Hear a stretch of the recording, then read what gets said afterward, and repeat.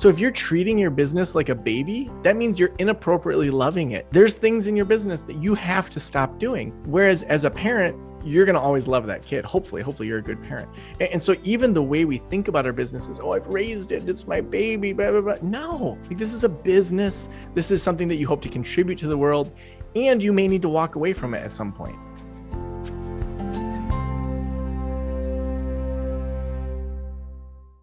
Welcome to the Money Skills for Therapists podcast, where we answer this question: how can therapists and health practitioners go from money shame and confusion to feeling calm and confident about their finances and get money really working for them in both their private practice and their lives? I'm your host, Linzy Bonham, therapist turned money coach and creator of the course Money Skills for Therapists. Welcome to the Money Skills for Therapists podcast. Today's episode is with Joe Sanok.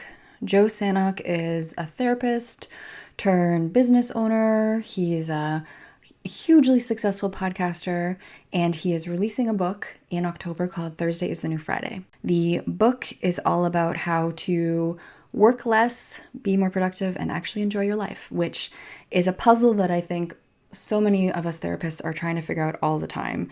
How do we actually make our businesses work for us and enjoy the rest of our lives when it's so easy to turn our businesses into kind of agency-like situations where we're working so much? If you feel overworked in your private practice or any other businesses that you have on the go, if you find that you struggle to let go of tasks because you think that you're kind of the only person who can do XYZ for your practice, and if you want to develop a healthier and more balanced relationship to working and private practice, then this episode is for you. Joe brings up so much interesting history, that how our relationship to work and time has been formed, and how we bring that into our work as private practitioners, and also how there's some key steps that we can take to actually start to improve our relationship with work and enjoy our lives and be better at the work that we do for it. So without further ado, here's Joe Sanok.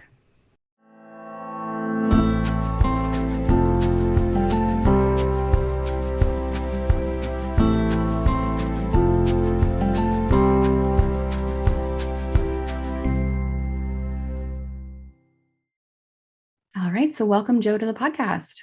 Oh, I'm so glad to be here. Thanks for having me, Linzy. Yeah, you're welcome. So you have a book coming out in October, and it's on a topic that I think is extremely relevant to therapists, because this is a puzzle that I see a lot of therapists and health practitioners trying to solve all the time, which is, how do you work less but make more money and actually have time to do what you want with your life and spend time doing the things that you enjoy? It's kind of like this puzzle that I feel like a lot of therapists are turning over in their minds often. Yeah, I think that so often therapists just start with the old model, that they just start seeing clients and then more clients, and then they're on all the insurances, and they just everywhere aren't even evaluating, having any sense of intention.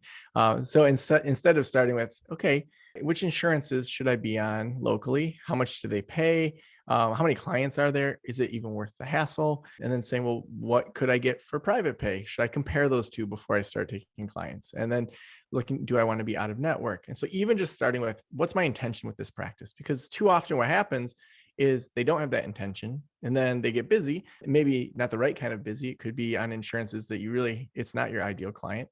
And then you find that you're barely making what you made at the old agency work. And then you're burned out and you're stressed out, and you've just given yourself a job. You don't have a business. If you don't show up, you don't get paid. If your kids are sick, or if there's, things that just happen, you don't get paid. And so then you don't take time off, because if I take this vacation, in addition to paying for the vacation, I'm going to lose $2,000 this week. Dang, that's like a $6,000 week when you take a whole family away. Like, we can't afford that. And so then they just keep on working and working and working, when there's just so many better ways that you can do it. Goodness. Yeah. I think that coming out of agencies, which most of us do, you inherit this model that was never for your benefit in the first place, but we build private practices that are entirely in that model. And it's kind of like it happens to you, unless you're really taking that empowered, intentional stance that you're talking about, which most of us don't realistically. You end up creating those same conditions that you were trying to escape when you left agency work. So zooming out on that even more, Joe, your book, Thursday is the New Friday, is taking a new take on work and productivity. And I wanted to start with this idea of the 40-hour work week. So The 40-hour work week is something personally I've always been very skeptical of. It's never really worked for me. And it's this model that we inherit through agency work, because most of the time we're working 40 hours. And so that even when we're in private practice and even when we're self-employed, often most of us are still thinking about our work in terms of 40 hours, right? I'm curious, tell me a little bit about the history of the 40-hour work week and how it's kind of shaping how we work, even broader, even outside of therapists. Yeah. So for me, whenever I almost look at anything that I'm learning, I want to know the history behind it, because oftentimes we can't know where we are or where we're headed unless we know that history. So I'm really glad that you asked about that, because I actually want to go back a little bit before the 40-hour work week started, back to the Babylonians about 4,000 years ago. So the Babylonians, when they looked up at the sky, they saw the sun, the moon, the earth, Mercury, Venus, Mars, and Jupiter. They saw 7 big bright things in the sky, and they said, we should have a 7-day week. And that's literally where the 7-day week came from. The Egyptians had an 8-day week. The Romans had a 10-day week. It wasn't until 300 or so when the emperor of Rome became a Christian and then looked at the Bible and said, oh, there's 7-day week. The Torah, where that 7-day week was written down, was in Babylon. And so it was when the Jews were in exile there that the Torah was written down. So even the idea of the 7-day week, it makes absolutely no sense in nature. We could just as easily have a 5-day week and have 73 weeks in a year. A year makes sense. It's how long it takes us to go around the sun. A day makes sense. We spin for a day, but there's no 7 days in nature. So let's just start with the 7-day week is completely arbitrary. So fast forward to the late 1800s, early 1900s. The average person was working 10 to 14 hours a day, 6 or 7 days a week. They were working all the freaking time. And so when Henry Ford in 1926 says, I want to do the 40-hour work week, that was a huge step for the evolution of business. It was a huge step for workers. It was a huge step in many ways. And his primary reason for doing the 40-hour work week was to sell more cars to his own employees, because he had the idea that if you have to work on a Saturday and Sunday, you're not going to want to get there faster. But if you have those days off and you have a fun place to go with your family or go out and recreate or whatever you do, you're going to want a car to get there faster. So it was primarily to sell cars to Ford employees that he switched over to the 40-hour work week. Wow. So then that takes off less than 100 years ago. So then it's like, okay, we made up the 7-day week. We made up the 40-hour work week. We now are the generation that is leaving the first pandemic. Who knows if it'll be the last? But we, as a whole society across the globe, have said to ourselves, why do we work this way? We've had a global experiment happen where we have disrupted work. And we get to now say, do we still believe like the industrialists? Do we think of people like machines, like they're just, going down the conveyor belt? Or do we think people are a little different than that? And I would argue we've left that industrialist mindset already, and that the way we view time is actually one of just the last remnants of that industrialist era. Right. And that's especially interesting thinking about therapy work, because sometimes I see this attitude in therapists where we think like, well, I work 40 hours. I'm going to make myself a therapy machine. I'm going to do as much therapy within those 40 hours as I possibly can. Right. But I would argue that therapy work is very different from industrial work and working in a factory. We're drawing on very different parts of ourselves and very different skills that maximizing them is not necessarily actually to the benefit of your client even. Right. And to say that we do our most creative, innovative work when we're maxed out and stressed out. I mean, like, would you really want your therapist? Say you're going through something really rough, whatever it is. Yeah. And you are the 40th client that this person has seen this week. And you show up to your therapist. Are they going to be as creative as they are on Monday morning when hopefully they've taken a break for the weekend? Or maybe they didn't even take a break for the weekend. They fielded all sorts of texts from clients. They worked on their website. They worked on their blog. They have no sense of boundaries so that they can enjoy their family or hobbies. Like, is that person going to really be the most creative therapist and be able to help their clients the most? I mean, I would argue no. Like, we know this, that deep down, our best ideas don't come when we're stressed out. It's like when we're in the shower and you have that idea, or you're out for a walk or a run or maybe a long drive. Like, when our brains are rested, that's when we start to make these neural connections between things that we couldn't see before. Right. Yeah. And I think in terms of clinical work, I certainly know for me, I've noticed when I have space in my schedule, my brain's been like working away in the background on something about a client that I would not be able to be doing if I was seeing 5 other clients in that space. And so when that client comes back the next week, suddenly I'm taking this new different approach. Because of the downtime I took, my brain was able to kind of like process and think about something a new way that wouldn't have been available if I was just seeing other clients and doing that output that whole time. So going into that idea then of expanded creativity and even maybe productivity, I know in your book you talk about the neuroscience, which is right up therapist alley, and also some case studies about how taking this different approach can actually increase those things, makes us more creative, makes us more productive. Tell me about that. Yeah. So every summer I host an event called Slow Down School. I didn't do it in 2020 or 2021, but I've hosted it for many years before that. And we fly therapists into Northern Michigan. I pick them up in a big yellow school bus. And I don't actually drive the school bus. Let me clarify that. I'm not the You had to driver. clarify. I saw you in the driver's I'm your seat. consultant and I'm your bus driver. I do it all. That's what I'm going to teach you to do. Yeah. So I have a bus driver pick us up in a big yellow school bus. And then we slowly drive out to Lake Michigan and we stay on this beautiful campus on the water. And for 2 days, we genuinely slow down. We go for hikes. The only time they're supposed to use their phones is to take pictures. I bring in massage therapists and yoga teachers. And it's just this amazing slowing down. Even our executive chef has partnerships with local farmers so that we know where the kale came from and the carrots came from. And it's just, we set it up so that we can genuinely relax for a couple days. And then Wednesday, Thursday, and Friday morning, we run full tilt towards their businesses. And this therapist, Michael Glavin from the Chicagoland area, is such a great example that I talk about in the book of what we can get done when we slow down. So Michael has this amazing couples therapy clinic. He brings in interns. He has extra clinicians there. It's a group practice. And his model with counseling work with couples is a really unique model. And he has some great data that backs it up. And so for years, he had been really thinking about, like, how do I start writing about this and sharing it and training therapists? And he was in this mastermind group and he was making kind of average progress. And there were times when, he wasn't writing it down as much as he wanted. And so he comes to Slow Down School, slows down for a couple of days, kind of steps out of his comfort zone. And the first day first day of us sprinting, when I teach him the sprint approach, I ring the bell, everyone goes and does their sprints. And in 20 minutes, Michael outlines the first 9 chapters of his book with 5 major points under each one in 20 minutes. Oh my gosh. And so it's like, okay, so yes, the Michaels of the world could just keep kind of running the rat race and you just keep seeing people. Or if you're going to level up and you're going to build streams of income that aren't just reliant on you showing up. For him, that was writing the book and creating this curriculum. That was what was important. That was that next big step to move out of just the job type of business and to move actually into a business type of business. So when we slow down, we then can allow that top level stuff to come out. But the other side of it is when we give ourselves less time, are we going to work on the crappy stuff or are we going to work on the thing that actually matters? And so, take the average clinician. They're like, I can't work 4 days a week. I have to work 5. Really? Because if you work 4, are you going to do your best work in that time and drop the ball on your worst work? Or are you going to do all the stupid stuff and then drop the ball on the top level stuff? You're naturally going to have your best work rise to the top. So you may drop the ball on a few things. You may stop taking out the trash or forget to vacuum. And all of a sudden, 2 weeks later, you're like, wow, this place is a pit. Well, what does that tell you about the priority of cleaning your own office as the owner of your business? Maybe you should have a cleaning person come in. Maybe you should outsource that. If all of a sudden all of your billing starts to back up, that gives you some information. Maybe it's time to hire a biller because you're doing your top level stuff.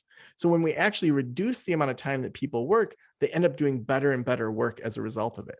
Right. Yeah. I mean, it sounds very clarifying, right? By creating that little bit of constriction, it's really going to be clear what is just you. And, I think about this in terms of the business growth that I'm doing. What are the CEO tasks? What is only you or your gift can do that? And what is something that somebody else could be doing for $15 an hour that frees up your bandwidth for those more important, bigger impact things? Well, and then you start to outpace the competition because you're putting your time into those top level things. And so it's like, several years ago, I was saying my big step is if I can get consulting clients that are twice the cost of my clinical clients, that's like one person paying for 2 hours. And then if I do that really well, now I'm just sprinting in that direction, then I can jump into mastermind groups or a membership community.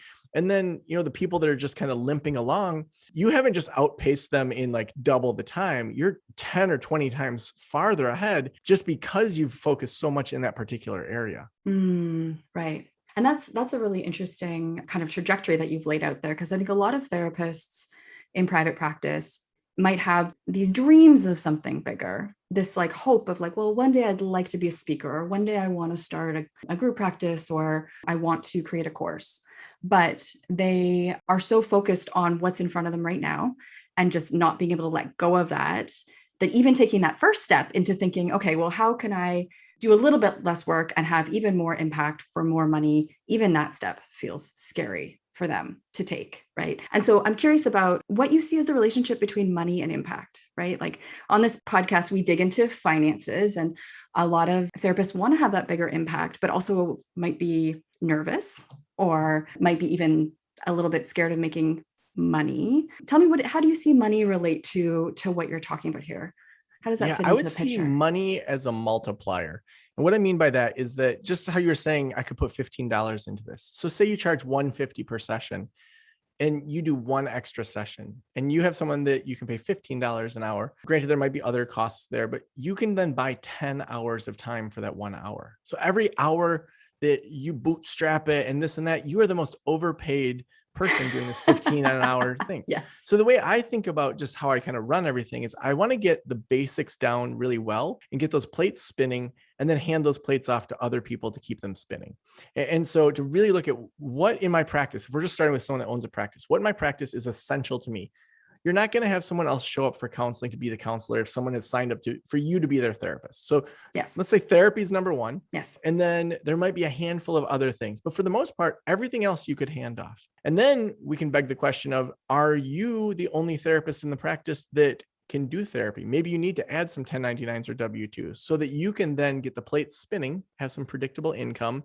And then once those are going and you're giving feedback, you're not just handing it off and saying, do what I do, but I'm not going to give you any feedback. You have to give that feedback. You have to say, you know what, you're in my emails. If say you have someone that's going to check your emails, which would be very hard for a lot of therapists to give up. First, you have to disclose to your clients, hey, I'm having my executive assistant take this over so that I can do more therapy. She will always disclose when she's responding. I just want you to know that she's reading it. I need you to sign this thing saying that you're aware of that. So I'm protecting myself. So then we give feedback on how those emails are going. You know, if there's an email that your assistant should have responded to, maybe you just BCC them. And so then you're learning over time. And so then once those plates are spinning, now that money has bought you the ability to do bigger, more impactful work. And if those plates are spinning and it's predictable income and you know your budget and all those basics, then you can take bigger risks over on the other side because it's something that you can fail fiercely. You can say, I'm going to try to not just make a course. I want to make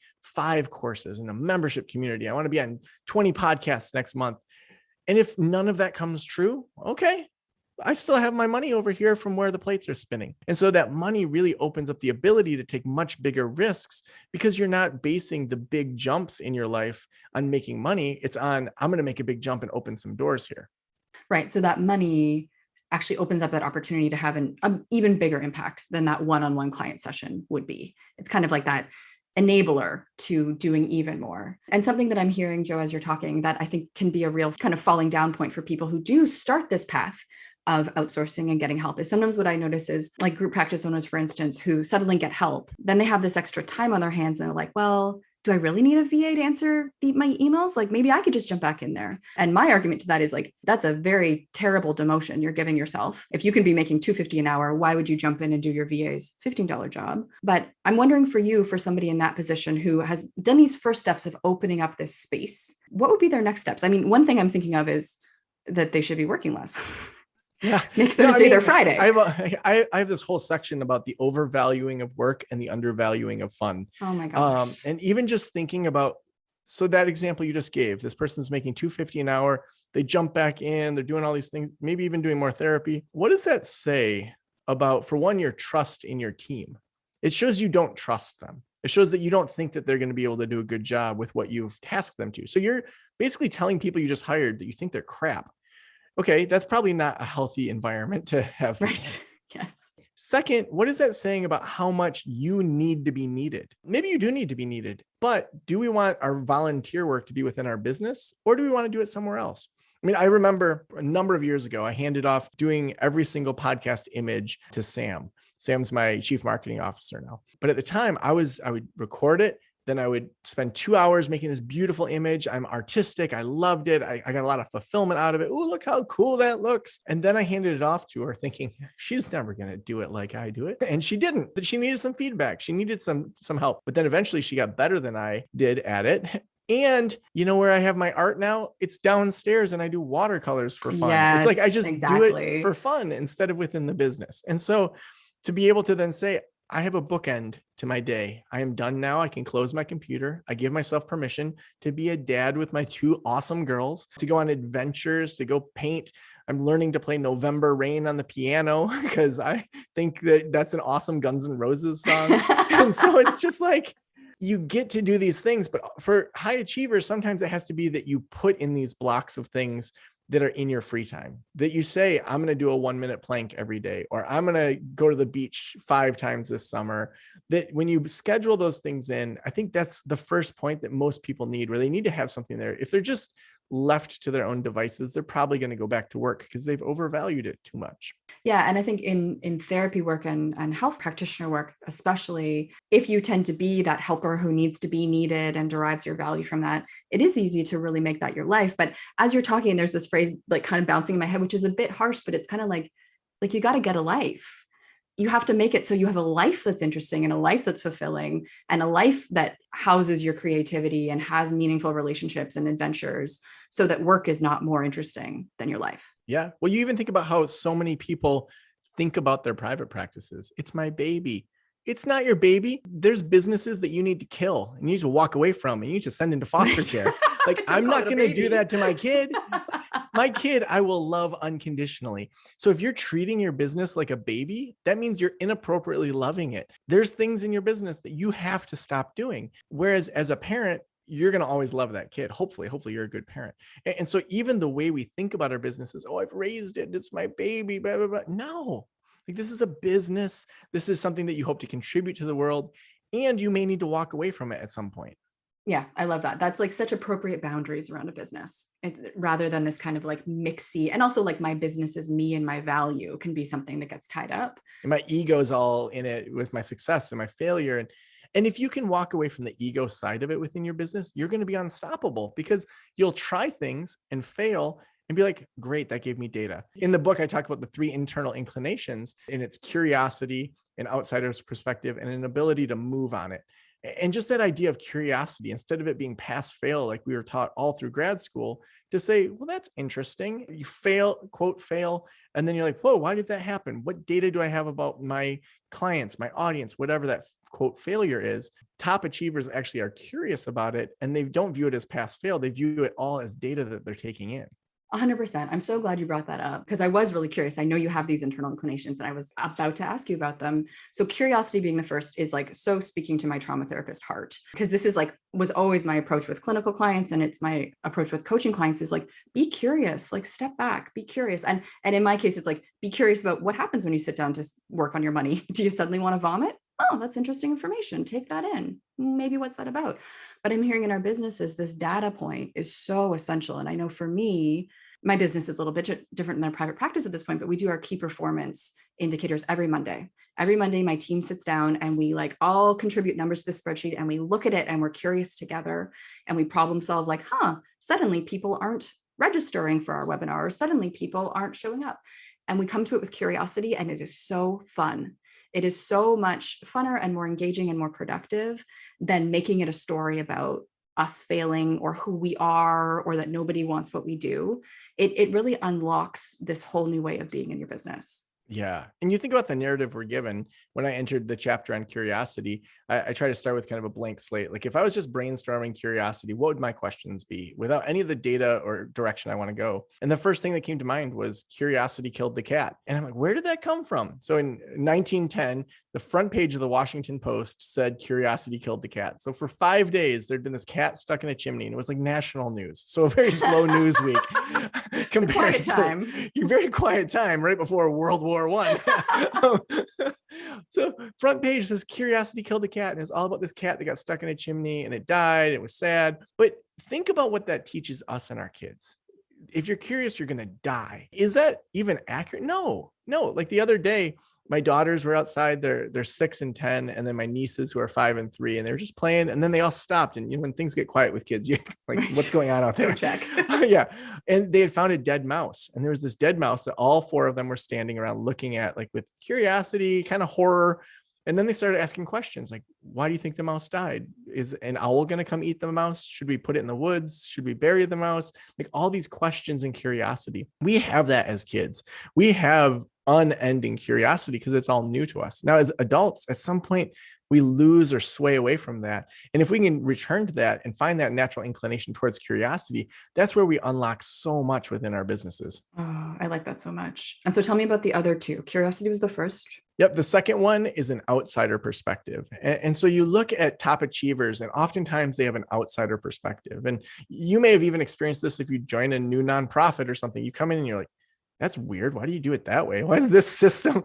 Like, I remember every Monday I worked as a foster care supervisor. Every Monday, every foster care worker and the 3 supervisors all got together in this like 50-person meeting and went through all these clients. And I just remember running the numbers on how much it cost the agency for that 1 hour to have everyone just sit around. And I'm like, why do we do this? This is ridiculous. I'd rather just meet with my own team and talk through our team needs rather than sit around with 40 or 50 people. And so those outsider perspectives are really valuable. We see it with, Einstein moved countries all over. Elon Musk was, raised in South Africa and then Canada, and culturally felt like he was out on the outside looking in. There was actually an interesting research study where they looked at the colors blue and the colors green. And so they had groups of 6 to 8 people come together, and the researcher would hold up a color and say, is this blue or is this green? And, most of the time people agreed that's blue, that's green. And they did it. There's some that were kind of in the middle where there's a little bit of disagreement. But then the second part of the study, they did the same sort of thing, but brought in 2 researchers. And those researchers occasionally in those middle colors, when it was pretty clearly a blue, they would say green, or when it was clearly green, they would say blue. And they found that statistically, those researchers as outsiders had more influence over the group than they should have. And so there's been other research studies that really show that outsiders actually have more influence than they often realize, and that they're able to sway crowds in ways that we wouldn't expect. So we see that in a number of different areas. And then the third one is that we want to have the ability to move on it. And so by that, if we think about a spectrum, on one side we have speed, and on the other side we have accuracy. And so if I'm going to go under the knife at a hospital, and my doctor, if she's going to be cutting into me, doing anything where I'm asleep getting cut open, I don't care how long it takes. She can be as accurate as she needs to be. Take your time. Yeah. Take your time. Take forever. But in most of our business, speed is going to trump accuracy every single time. And so, throughout grad school, we're taught, write this paper, go to the writing lab, retool it, and then turn it in for a final grade to get pass fail. That's just not how the business world works. And so we want to focus on getting things done more than being paralyzed by perfection. Yeah. Oh my gosh, 100% on that last one. And that's something that I notice with therapists around their finances even can be almost like a non-starter, is they're so busy trying to be perfect that they do nothing at all. Right. There's such a focus on this has to be perfect. And there's no reason that it has to be perfect. In finances or in business, there's no reason that it has to be perfect.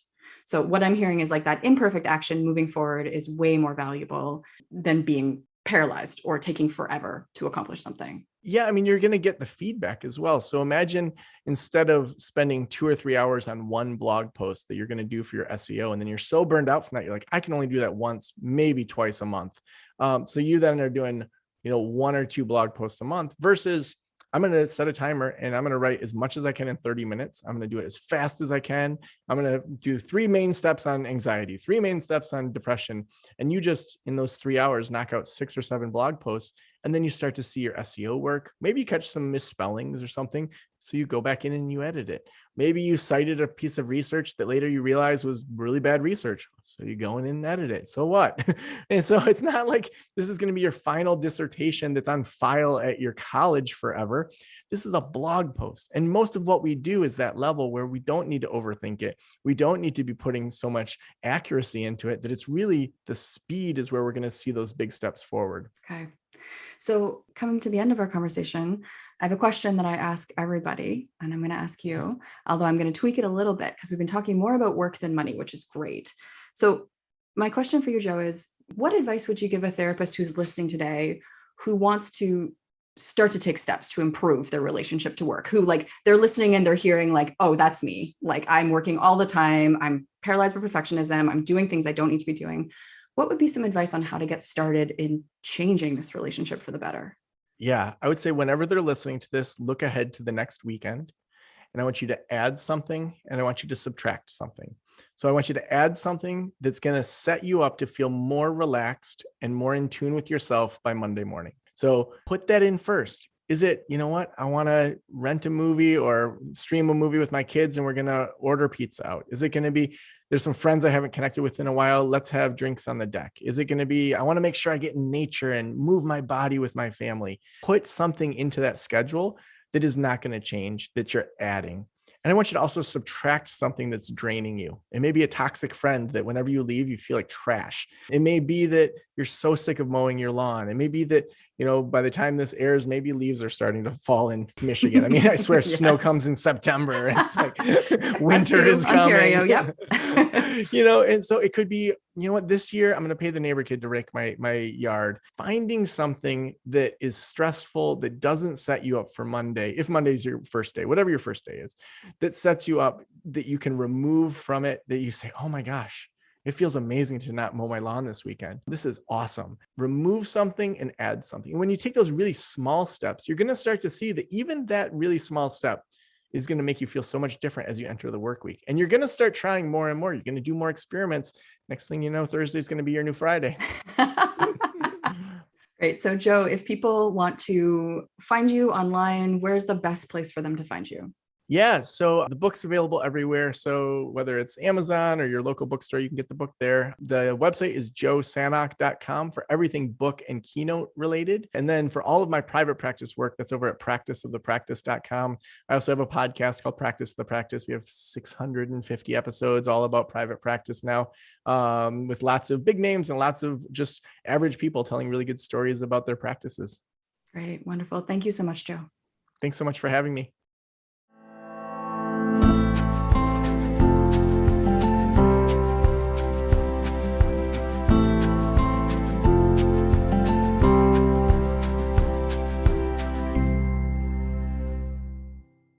I so enjoyed this conversation with Joe, and something that really stuck out to me about even the experience of talking to Joe, it's no wonder that he has this massive impact with his Practice of the Practice business, is he's so energizing and inspiring.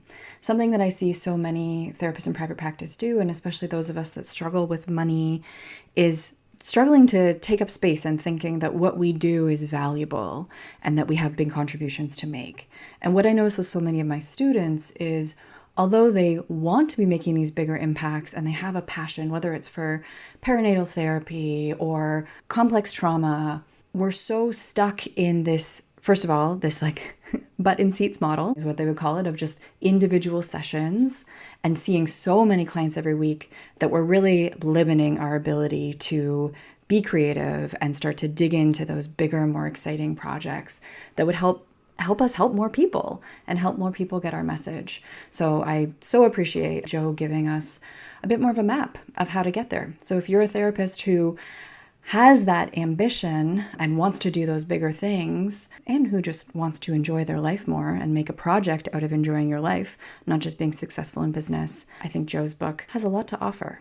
All the links for that Joe mentioned are in the show notes, so you can check them out there. Check out his book, Thursday's the New Friday, and his website, Practice of the Practice, for his own podcasts. He has multiple podcasts on there that you can check out. And to hear more from me and Money Nuts and Bolts, you can follow us on Instagram. We're putting out great free money content all the time.